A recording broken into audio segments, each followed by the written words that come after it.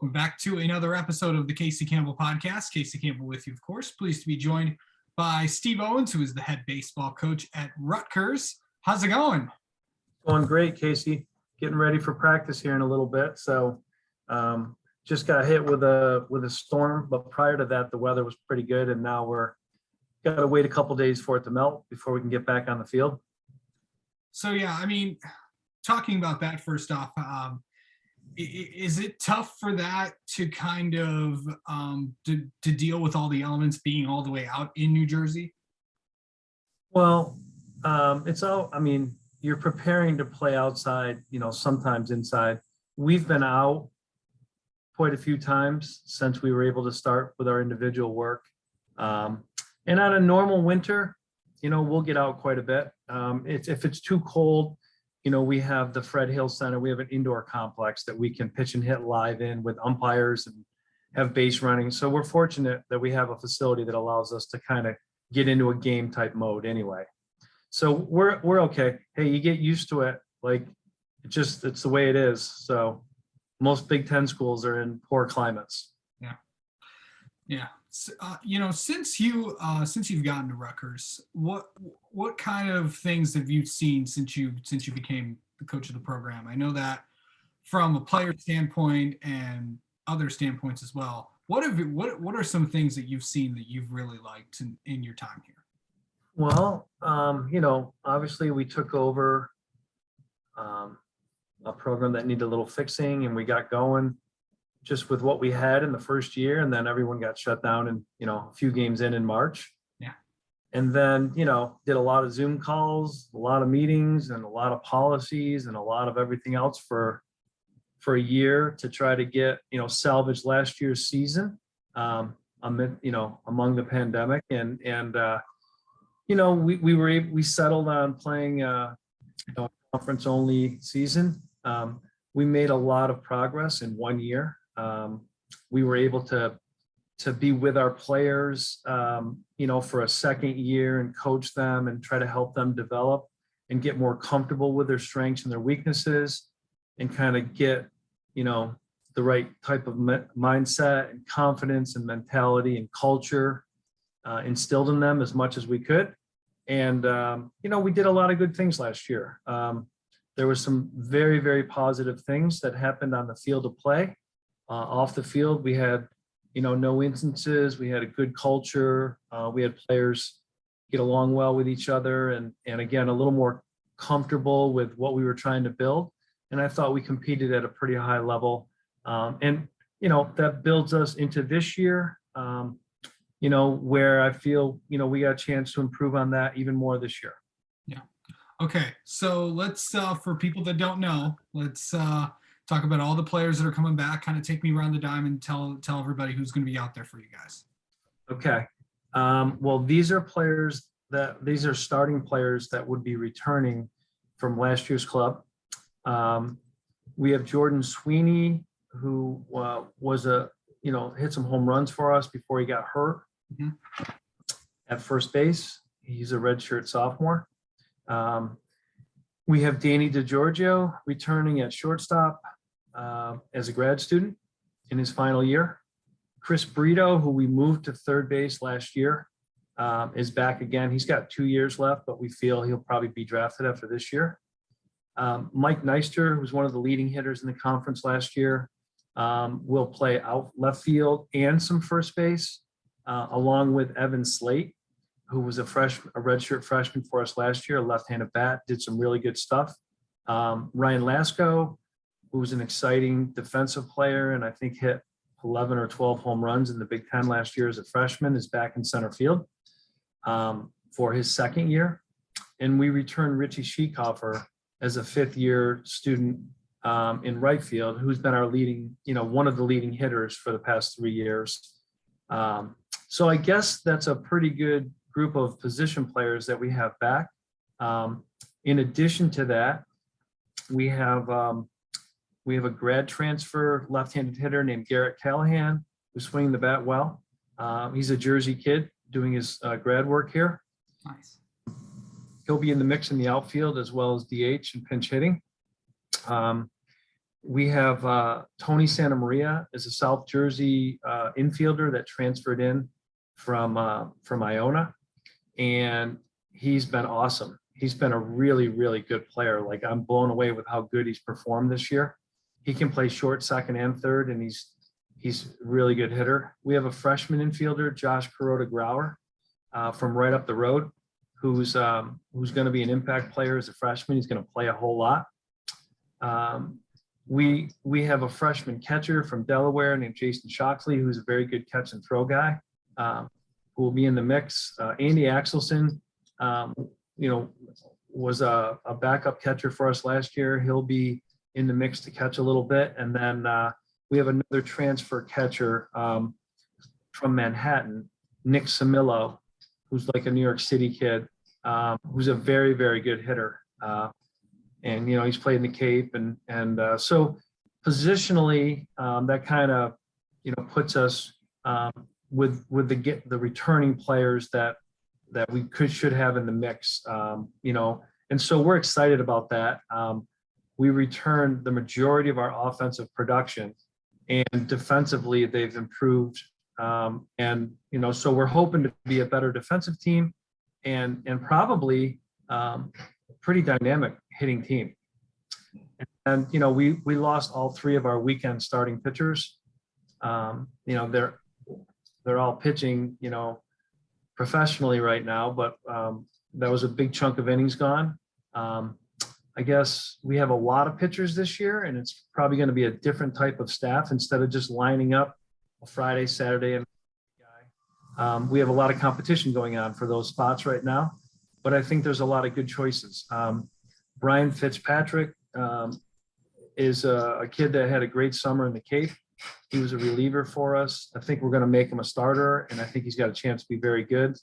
We got a grad transfer, Jared Kolar, who will be a starting pitcher for us. Sam Bello transferred from Maryland. He was one of their closers last year, and he's got a chance to pitch, innings either as a starter or a piggyback kind of guy for us. We got another grad transfer,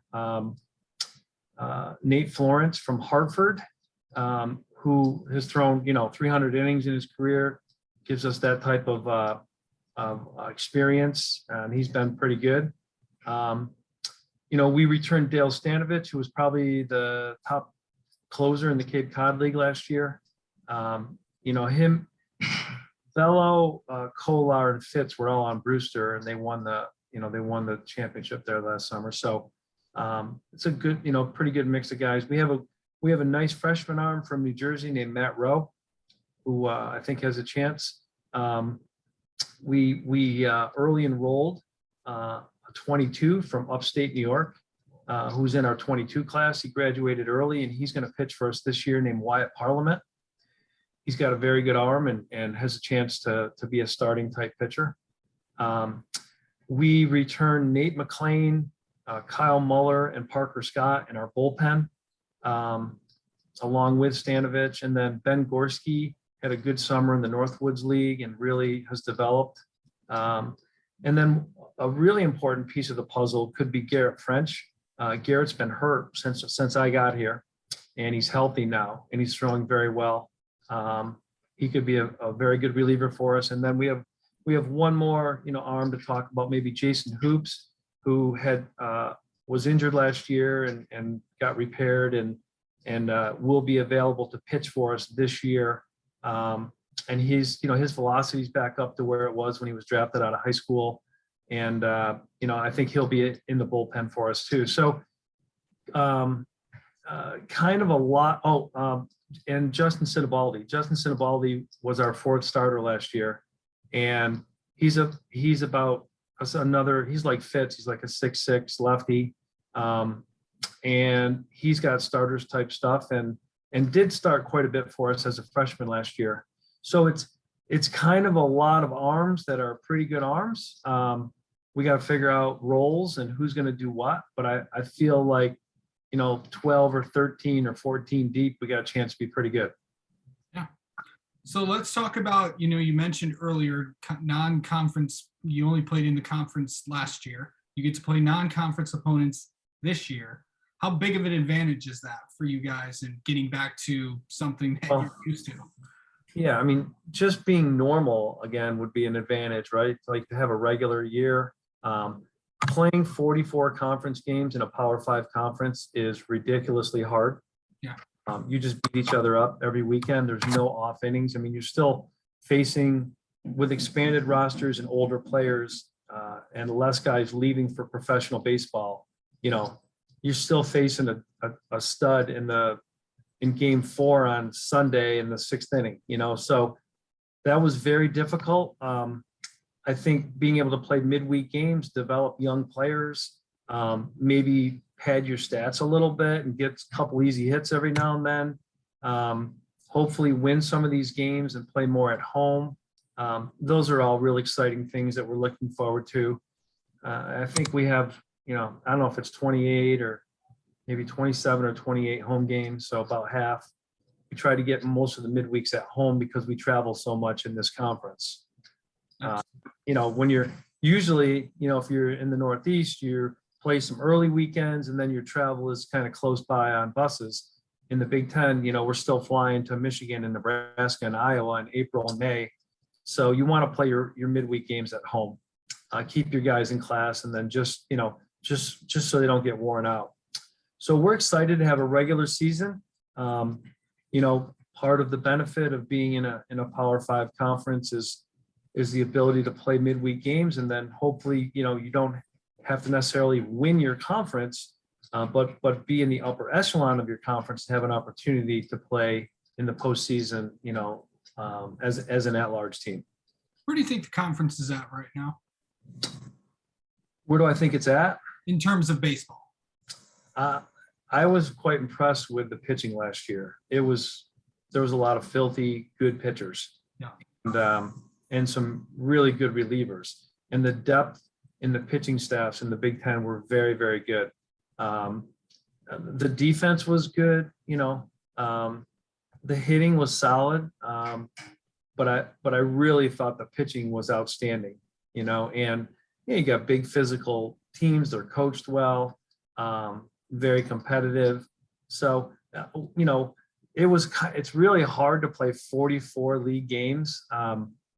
You know, normally it's 24 and you get up for those games and really battle, but 3-game weekends and only having to do it for 8 weeks, I think you can stay fresher and better instead of, you know, beating each other up for 12 weekends. Yeah. Yeah. So I think it's a really good conference. I was impressed. You know, quality student athletes, the coaches, you know, it was my first year of competing against those guys in the conference, and classy guys that run their programs the right way. And so I was quite pleased, you know, with kind of how we stacked up for us only being around for a year, at least during my tenure here, and looking forward to, you know, we played everyone last year. So it wasn't like, you know, we missed out on the 4 teams that we might play this year. We played every single team. You know, we went 7-4 against the teams that made the NCAA tournament. We led the league in road wins. We did some good stuff. We beat every single opponent. We never got swept on a weekend. There was some good stuff that happened. Yeah. And where do you think your team's at heading in there? What do you think you need to do to get to where you want to go? We need, I think competitively we're there. I think our culture is good. I'm very confident going into this season that our guys are going to be prepared. We're going to be better than we were last year. The biggest question mark we have is how our pitching is going to unfold, and who's going to be the Friday, the Saturday, the Sunday, the Tuesday, the Wednesday guys. Who's going to get us to our closer when we're winning? There's not a lot of question marks with our lineup, with our defense, and with our hitting.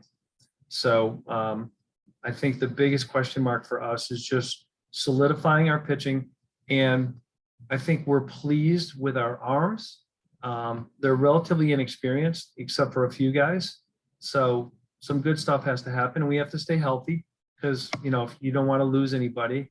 But I think it's a good, healthy competition going on right now to earn roles. And I think the rules are going to change until we get them figured out, and there's no rush for that. Yeah.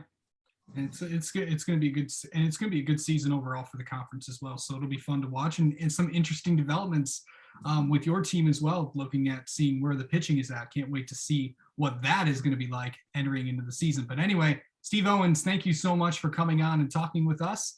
And good luck this season, and good luck to this, and good luck to you guys. We'll see. Look forward to the Scarlet Knights going out there and playing in a couple weeks.